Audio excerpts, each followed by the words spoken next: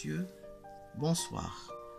Ravi de vous retrouver pour vous présenter le nouvel ouvrage de biologie cellulaire destiné au premier cycle d'études médicales à la section chimie-biologie et biologie-géologie de la collection U des éditions Armand Colline. Cet ouvrage est de l'œuvre de Roger Buvat, Georges Échalier, Robert Gautret, Louis Hirt et Philippe L'Héritier. Voilà, donc biologie cellulaire des éditions Armand Colline.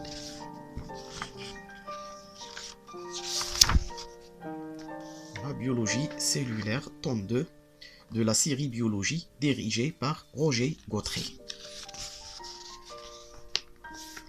Voilà les besoins nutritifs des organismes, des organes, des tissus et des cellules. Premier chapitre, les méthodes d'étude. Détermination des éléments nécessaires aux êtres vivants.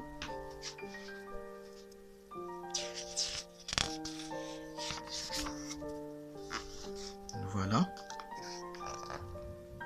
Donc ici, l'aspect du mycélium de Stérimatocyste nigra, c'est un champignon.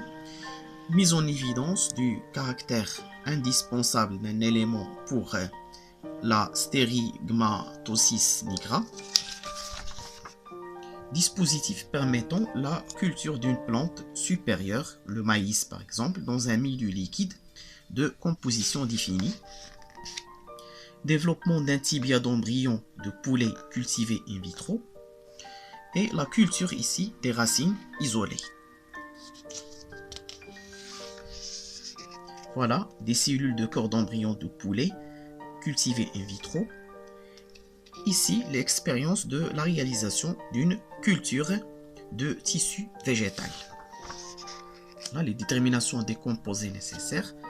Dispositifs permettant d'élever des petits animaux comme les rats, les souris, dans des conditions d'asepsie rigoureuses. Le chapitre 2, les résultats nécessaires, bien sûr, donc les éléments nécessaires pour les êtres vivants ici, présentés dans ce tableau. La méthode analytique raisonnée et la méthode expérimentale ici, les éléments nécessaires aux champignons Stérigmatocyste nigra. Ici, la solution de Rollin. Efficacité relative des éléments de la solution de Rollin. Éléments nécessaires au... Voilà donc. Et les chémo-organotrophes ici, comme les champignons, les bactéries chémo-organotrophes et les métazoaires entiers, leurs besoins pour les glucides, les procides et les lipides. Ici, les dépenses énergétiques de quelques animaux au repos. Apport nécessité par les besoins de matière. Donc, substances nécessaires, donc les dépenses énergétiques comme les glucides et les lipides, et dans une mesure plus faible les protides.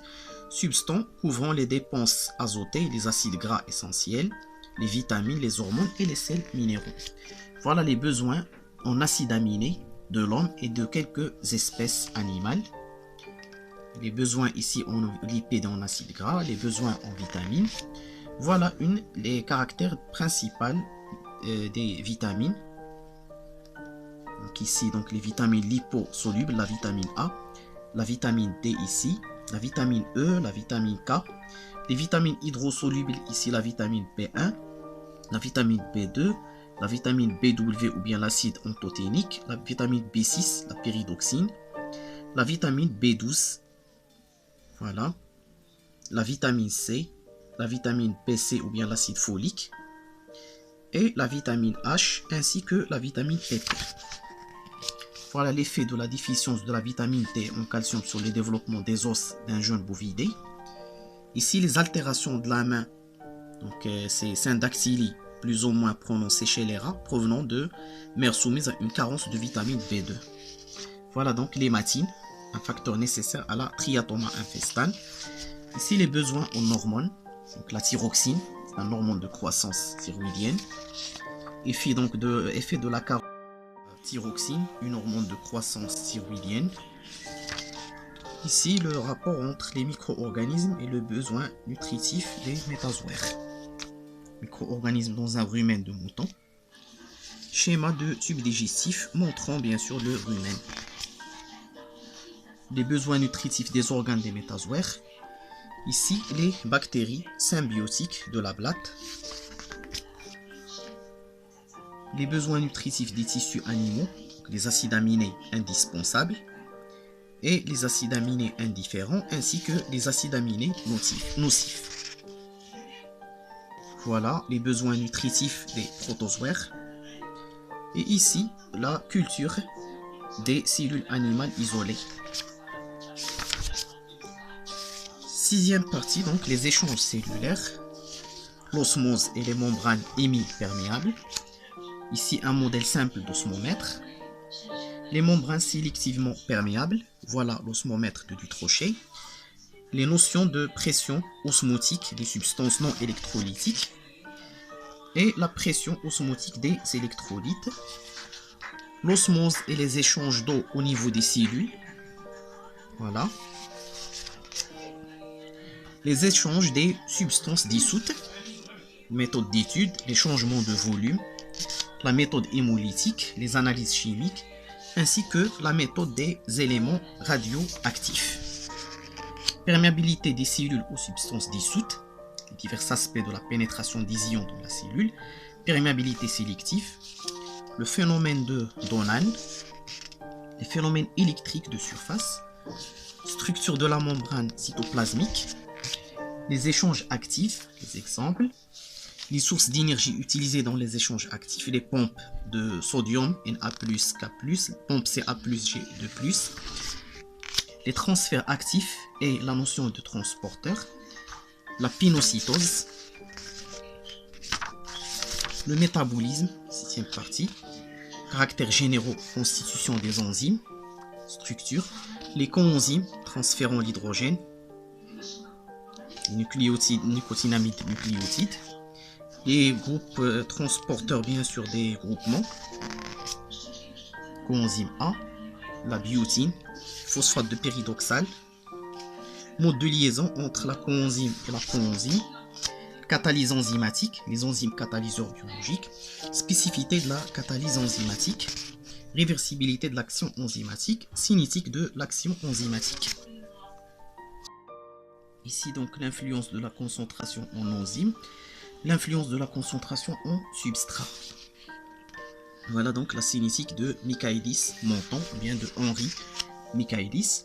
Les facteurs influençant la cinétique de la réaction enzymatique, l'influence du pH, de la température, variation des activités des enzymes, inhibition non régulatrice de l'activité enzymatique, inhibition par analogie structurale avec le substrat, inhibition compétitive, inhibition non compétitive par action d'agents complexants, régulation de l'activité enzymatique par la rétro-inhibition, activation des enzymes, les activateurs directs et les activateurs d'enzymes masqués,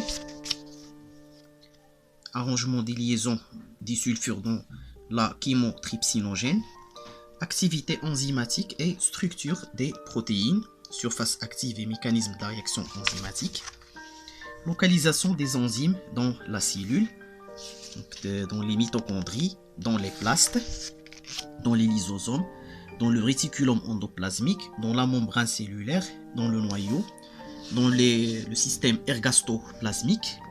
Ici, la classification des enzymes, les hydrolases, de la liaison oxydique et de la liaison ester-phosphorique et de la liaison ester-organique, les amidases, les guanidases et les désaminases, les protéases, les peptidases, les transférases comme les oxydoréductases et les oxydases, les déshydrogénases, les liases, les enzymes d'isomérisation, bien les isomérases, les polymérases ainsi que les ligases. Chapitre 2, étude du métabolisme, les problèmes énergétiques. Premier principe, la thermodynamique et ses implications et la notion d'état d'équilibre. Conditions de réalisation des réactions chimiques et la notion de l'énergie libre. Le second principe est la notion d'entropie. Intérêt de l'énergie libre et l'énergie de formation. Libération de l'énergie et couplage des réactions. Production de substances à haut potentiel énergétique. Ici la phosphorylation oxydative. la phosphorylation oxydative et la régénération d'ATP le long de la chaîne respiratoire. Voilà, succession des systèmes d'oxydoréduction de la chaîne respiratoire. Voilà, le cycle de Krebs, les quinones, les flavoprotéines et les cytochromes. La production du CO2. Catabolisme, dégradation des glucides dans la respiration et la fermentation. Voilà le cycle de Krebs ici.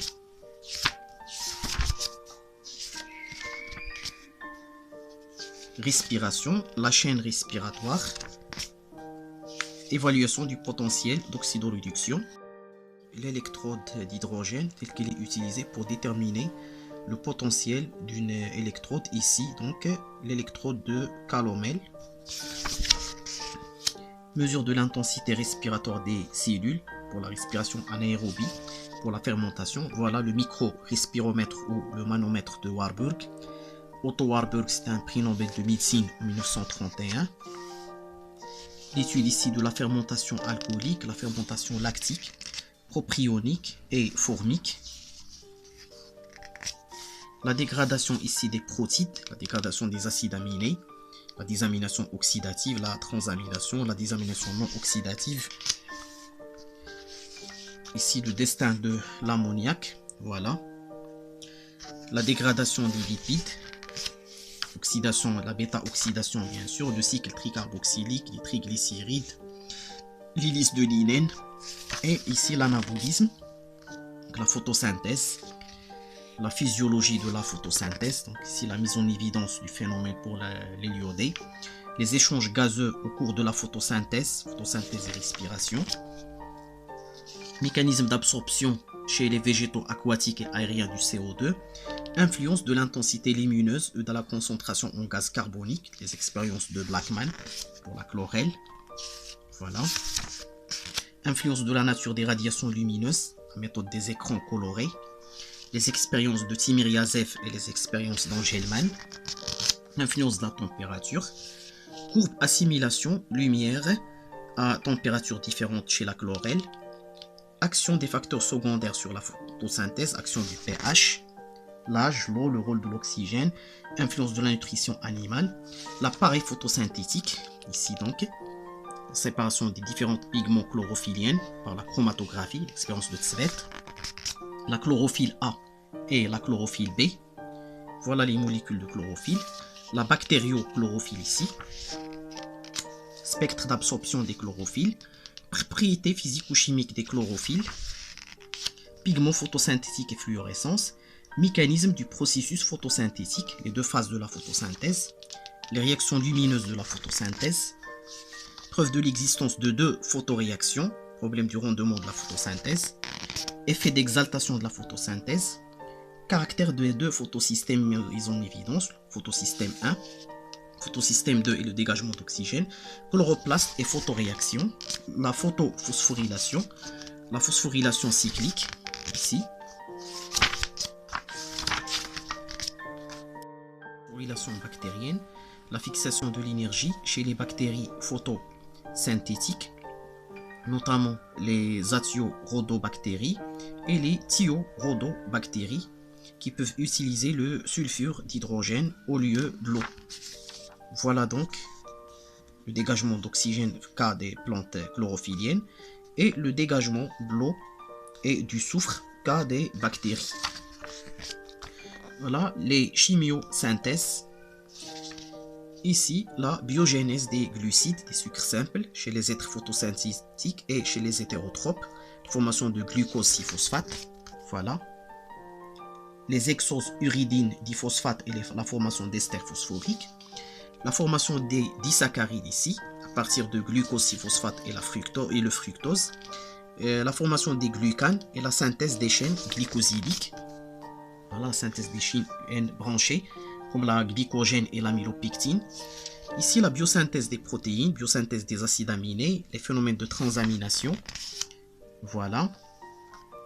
La famille des aminoacides, la famille de l'acide alpha-cétoglutarrique, la famille de l'acide pyruvique, la famille des pentoses, la synthèse des chaînes polypeptidiques et la biosynthèse des acides nucléiques, biosynthèse des sucres, biosynthèse des nucléotides monophosphates, les nucléotides ici puriques, et le nucléotide pyrimidique.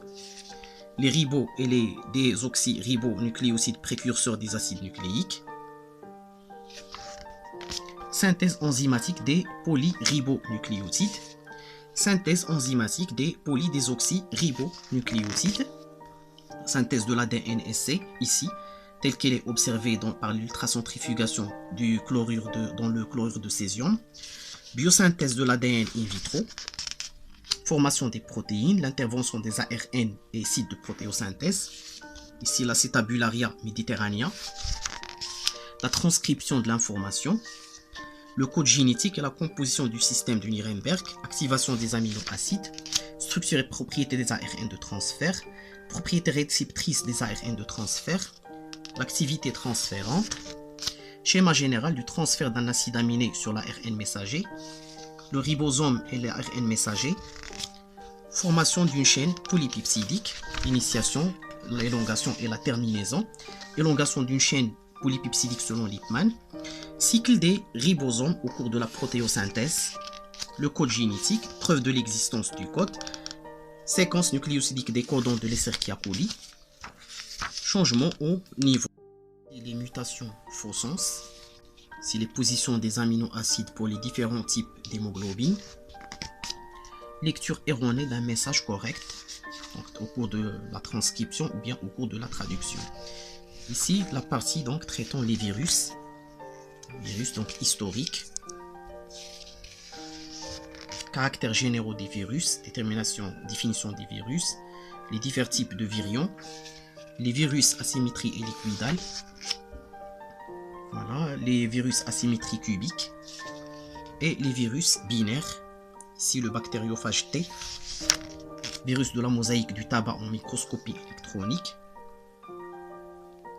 virus de la mosaïque jaune du navet en microscopie électronique, multiplication des virus et le cycle de développement viral, diverses relations de virus-cellules hôtes, la relation productive, la réponse lysogène et la réponse défective. Voilà, cycle de réplication d'un virus à ARN à un brin et l'infection virale et le métabolisme cellulaire, la génétique des virus. Voilà donc une table de matière de cet ouvrage de 245 pages. Nous arrivons à la fin de ce livre. Merci de votre attention et soyez toujours fidèles et soyez toujours avec nous pour que vous puissiez recevoir toutes nos nouveautés. Merci et à bientôt.